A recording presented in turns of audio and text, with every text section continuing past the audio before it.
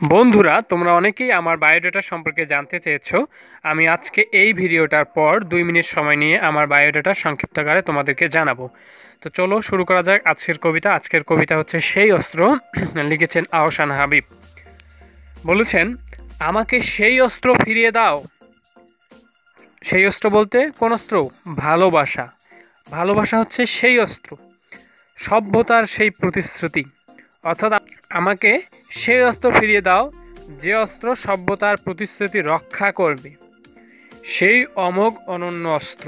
অমোঘ মানে হচ্ছে অব্যর্থ, অর্থাৎ যে অস্ত্র কখনো ব্যর্থ হবে না। সেই অস্ত্র তিনি ফিরিয়ে যাচ্ছেন, যে পৃথিবীর শান্তি সৃষ্টি করার জন্য সেই ভালোবাসা নামক অস্ত্রটি তিনি প্রত্যাশা করতেছেন। বলতেছেন যে আমাকে সেই অস্ত্র ফিরিয়ে দাও যে অস্ত্র কখনো ব্যর্থ হবে না, যে অস্ত্র সভ্যতার প্রতিশ্রুতি রক্ষা করবে। সেই অস্ত্র আমাকে ফিরিয়ে দাও যে অস্ত্র উত্তোলিত হলে পৃথিবীর যাবতীয় অস্ত্র হবে আনত। তিনি বলছেন, আমাকে সেই অস্ত্র দাও। কোন অস্ত্র? অর্থাৎ ভালোবাসা, প্রেম, মায়া, মমতা। সেই অস্ত্র আমাকে ফিরিয়ে দাও যে অস্ত্র উত্তোলিত হলে কি মাথা নত হবে? আনত হবে। পৃথিবীর যাবতীয় অস্ত্র, অর্থাৎ যত প্রকার মরণাস্ত্র আছে, মানুষকে মারার জন্য যত প্রকার অস্ত্র আছে, সব অস্ত্র আনত, অর্থাৎ মাথা নত, পরাজয় স্বীকার করবে। কোন অস্ত্রের কাছে? ভালোবাসা নামক অস্ত্রের কাছে। সেই অস্ত্র উত্তোলিত হলে অরণ্য হবে আরও সবুজ, নদী আরও কল্লোলিত, পাখিরা নীড়ে ঘুমাবে। অর্থাৎ সেই অস্ত্র উত্তোলিত হলে, কোন অস্ত্র? ভালোবাসা নামক অস্ত্র যদি উত্তোলিত হয়, তাহলে অরণ্য হবে আরও সবুজ, অর্থাৎ প্রাকৃতিক সৌন্দর্য আরও গভীর হয়ে যাবে। অর্থাৎ নদী আরও কল্লোলিত মানে স্রোতময়, নদী আরও স্রোতময় হয়ে যাবে, পাখিরা নীড়ে ঘুমাবে, অর্থাৎ পাখিরা শান্তিতে ঘুমাবে। এগুলো হচ্ছে শাব্দিক অর্থ। কিন্তু এখানে তিনি বুঝিয়েছেন যে প্রাকৃতিক স্বাভাবিক পরিবেশে নীড়ের পাখিরা যেরকম শান্তিতে তার বাসায় গিয়ে ঘুমায়, ঠিক সেরকম একটা শান্তিময় পৃথিবীর তিনি কল্পনা করেছেন, যে সেরকম একটা শান্তিময় পৃথিবীর সৃষ্টি হবে। কিভাবে? সেই অস্ত্র ফিরিয়ে দিলে, অর্থাৎ ভালোবাসা নামক অস্ত্রটা যদি কবি আহসান হাবিবকে ফিরিয়ে দেওয়া যায়, যে পৃথিবীতে যদি সবার মধ্যে ভালোবাসা নামক অস্ত্রটা থাকে, তাহলে এই নীড়ের পাখিরা যেমন শান্তিতে ঘুমায়, ঠিক সেইভাবে পৃথিবীর সকল মানুষ শান্তিতে বসবাস করবে। সেই অস্ত্র উত্তোলিত হলে ফসলের মাঠে আগুন জ্বলবে না। অর্থাৎ যারা ক্ষমতাধারী ব্যক্তি আছে তাদের কর্তৃক কৃষকদের জমি আর কেউ দখল করবে না, কৃষকদের ফসল আর কেউ জোরপূর্বক কেড়ে নেবে না, খা করবে না গৃহস্থলী। অর্থাৎ দুঃখ কষ্টে গৃহস্থলীরা আর কখনো আর্তনাদ করবে না। কখন করবে না? যখন এই ভালোবাসা নামক অস্ত্রটি উত্তোলিত হবে। অর্থাৎ এই ভালোবাসা নামক অস্ত্রটি উত্তোলিত হলে কৃষকের দুঃখের অবসান ঘটবে এবং তাদের মনে যে বিদ্রোহের আগুন, সেই আগুন আর কখনো জ্বলবে না। বলছে, সেই অস্ত্র আমাকে ফিরিয়ে দাও, আমাকে সেই অস্ত্র ফিরিয়ে দাও। সেই অস্ত্র কি করবে? যে অস্ত্র ব্যপ্ত হলে নক্ষত্র খচিত আকাশ থেকে আগুন ঝরবে না। এখানে কবি যুদ্ধে ব্যবহৃত ক্ষেপণাস্ত্রের কথা বলেছেন। তিনি বলেছেন, প্রত্যাশা করেছেন যে মানুষ যেন যুদ্ধের ভয়াবহতায় জড়িয়ে না পড়ে। মানব বসতির বুকেও মুহূর্তের অগ্নুৎপাত লক্ষ লক্ষ মানুষকে করবে না পঙ্গু বিকৃত। এখানে তিনি দ্বিতীয় বিশ্বযুদ্ধে যে জাপানের হিরোশিমা এবং নাগাসাকিতে পারমাণবিক বোমা বিস্ফোরণ হয়েছিল, সেই ঘটনাটি এখানে তুলে ধরেছেন। বলেছেন যে মানব বসতির বুকে মুহূর্তের অগ্নুৎপাত, অর্থাৎ মুহূর্তেই পারমাণবিক বোমার আঘাতে, তারপরে কি বলছে? লক্ষ লক্ষ মানুষকে করবে না পঙ্গু বিকৃত। অর্থাৎ লক্ষ লক্ষ মানুষকে আর পঙ্গু বিকৃত করবে না মুহূর্তেই পারমাণবিক আঘাতে। অর্থাৎ বলেছেন 1945 সালে 6 এবং 9 আগস্ট কিন্তু হিরোশিমা এবং নাগাসাকিতে পারমাণবিক বোমা বিস্ফোরণ হয়। এবং তোমরা এখানে জানো যে হিরোশিমাতে 2,37,000 এবং নাগাসাকিতে 1,35,000 লোক এই পারমাণবিক বোমার আঘাতে মৃত্যুবরণ করে। তাই তিনি বলেছেন যে মানব বসতির বুকে মুহূর্তের অগ্নুৎপাত লক্ষ লক্ষ মানুষকে করবে না পঙ্গু বিকৃত। অর্থাৎ মানব বসতির বুকে মুহূর্তের মধ্যে পারমাণবিক বোমা বিস্ফোরণের মাধ্যমে লক্ষ লক্ষ মানুষকে আর কখনো পঙ্গু হতে হবে না, আর বিকৃত হতে হবে না। কখন? যদি এই ভালোবাসা নামক অস্ত্রটি উত্তোলিত হয়। সেই অস্ত্র উত্তোলিত হলে বারবার বিধ্বস্ত হবে না ট্রয় নগরী। ট্রয় নগরী হচ্ছে গ্রিসের শহর। এই গ্রিসের শহর কিন্তু বারবার ধ্বংস হয়েছে। কিসের জন্য? হিংসা বিদ্বেষের কারণে।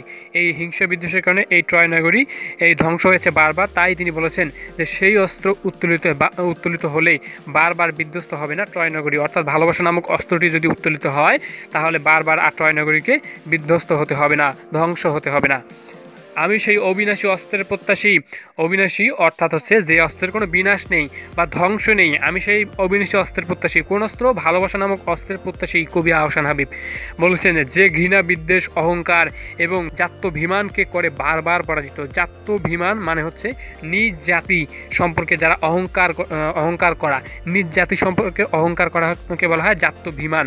তাই তিনি বলেছেন যে সেই অবিনাশী অস্ত্রের তিনি প্রত্যাশা করতেছেন, যে অস্ত্র কী করে? ঘৃণা, বিদ্বেষ, অহংকার সব কিছু দূর করে এবং জাত্যভিমানকেও পরাজিত করে, সেই অস্ত্রকে তিনি প্রত্যাশা করতেছেন।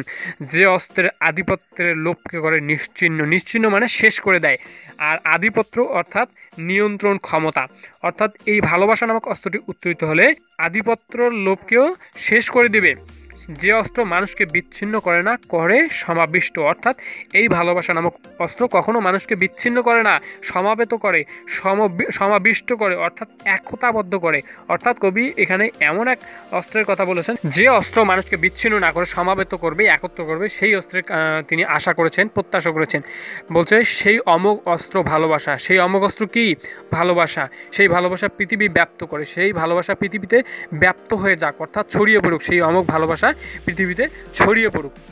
এখানে কবি যে ভালোবাসার প্রত্যাশা করেছেন, এই ভালোবাসা আবার গার্লফ্রেন্ডকে নিয়ে পার্কে গিয়ে বেহায়াপনা করা নয়।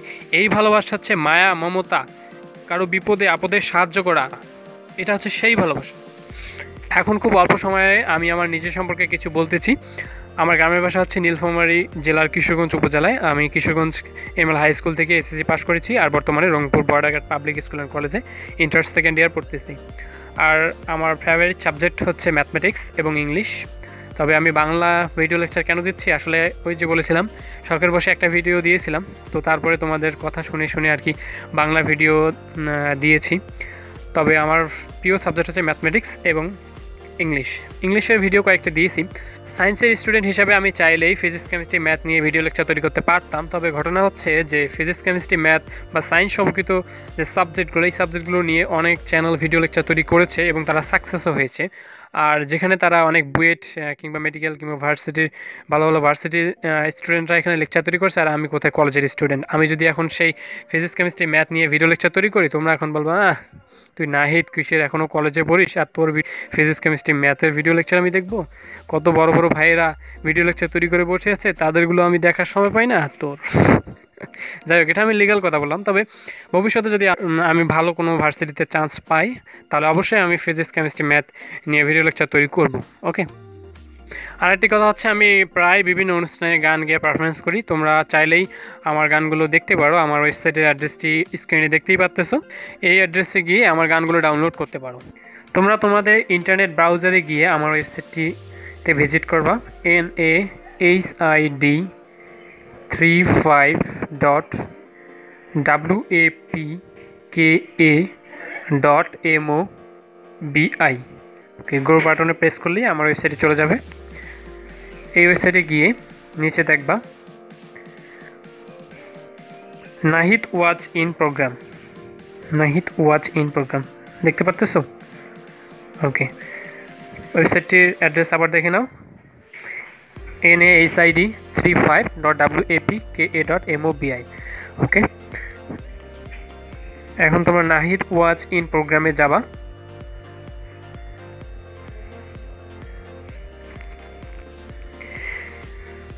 গেলেই দেখতে পারবা এখানে কিছু ভিডিও আছে।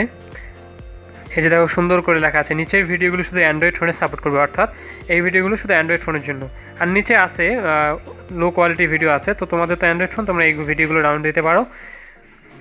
মনে করো সাপোজ এই ভিডিওটা তোমরা ডাউনলোড দিবা না, মনে করো সাপোজ এই ভিডিওটা ডাউনলোড দিবা, চিরদিনই তুমি যে আমার অ্যাট ম্যাশরুম, এটা ডাউনলোড দিবা সাপোজ। এটাতে ক্লিক করলাম।